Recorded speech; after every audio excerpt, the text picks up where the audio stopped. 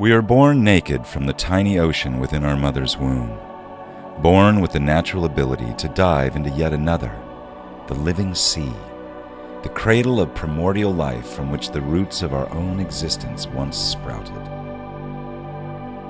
Life here is painted in 3 dimensions. There is no gravity, only beauty, strangeness, and belonging. Underwater, one experiences space with one's whole body. A vivid sense of delight takes hold when diving into a wilderness untouched by human hands.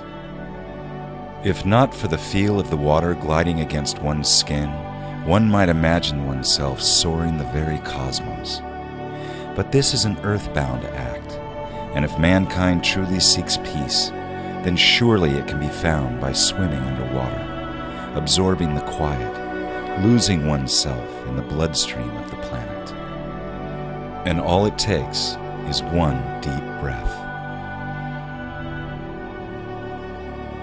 On November 11th, 2013, an international group of surfers gathered in Bali for a very special environmental effort created by Coca-Cola Amatil Indonesia and Surftime magazine.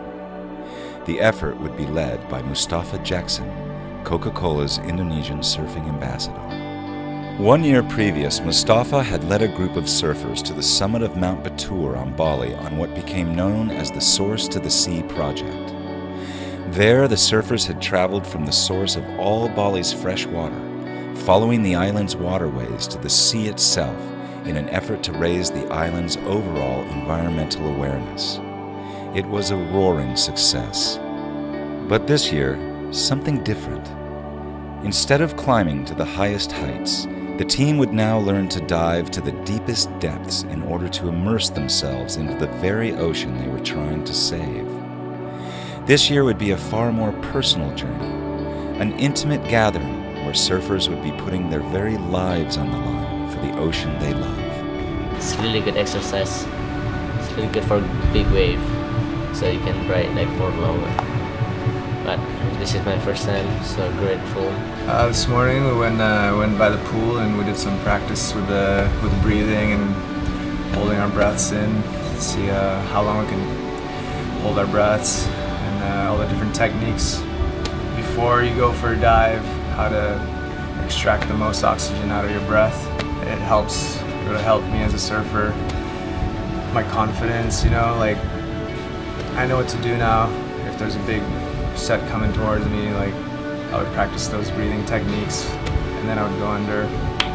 So I would say it helps a lot with my surfing. The team was to learn the techniques of open ocean free diving, diving into the lonely depths with no more than one deep breath. This year, Mustafa would guide the team north to the Balinese diving haven known as Ahmed. Nestled in the shadows of the holy Mount Agung, here in Ahmed, the team would meet with another team of champions, 3 of the best freedivers in the world. And with the glistening blue ocean serving as an inspirational background, the lessons began.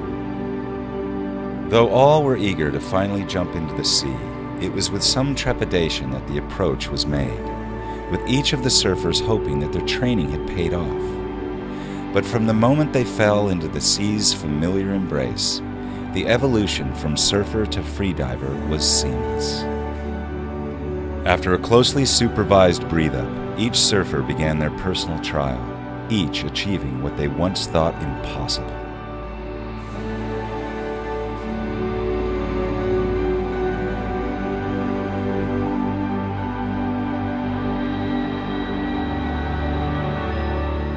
Though challenging, the diving felt more like a celebration than a task, as each surfer committed themselves to the deep, with no more than a single lungful of air, trusting in their training, themselves, and the ocean itself.